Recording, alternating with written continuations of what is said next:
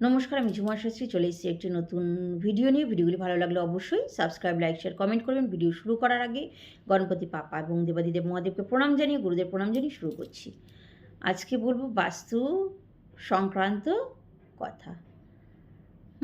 ঘড়ি ঘড়ি নিয়ে আমি এর আগেও বলেছি, তো আজকেও বলছি।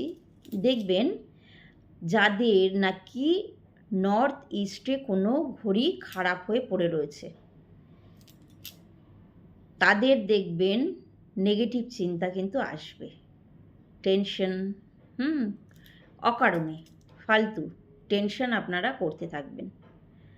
যদি কি না লাল রঙের, ওই ডাইরেকশনে লাল রঙের ঘড়ি আপনারা লাগিয়ে দিয়ে থাকেন, তাহলে খেয়াল করে দেখবেন, একটু খেয়াল করুন, বুঝতে পারবেন থেকে থেকে থেকে থেকে কিন্তু আপনাদের কোনো না কোনো অসুখ বা রোগভোগ হচ্ছে বা লেগে থাকছে, থেকে থেকে মানে সময় সময় বিশেষে একটা একটা এরকমভাবে চলতে থাকবে।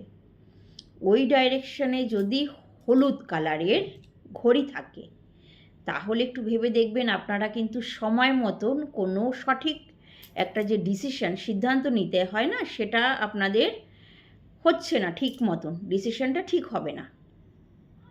তো ওই ডাইরেকশনে যদি নীল রঙের ঘড়ি থাকে এবং ওমকার টাইপ, অর্থাৎ গোল হোক বা ওম ওরকম শেপ যদি থাকে, তাহলে দেখবেন একটা ঐশ্বরিক শক্তি, অর্থাৎ যখন যখন আপনাদের সমস্যা আসবে সেটা কিন্তু সমাধানও হবে, যেভাবেই হোক হয়ে যাবে।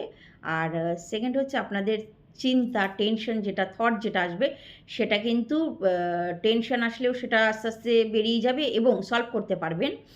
এবং আপনাদের যে থট কিন্তু আস্তে আস্তে পজিটিভ হতে থাকবে। এটা দেখে নেবেন, একটু মিলিয়ে নেবেন। নমস্কার, সুস্থ থাকুন, ভালো থাকুন।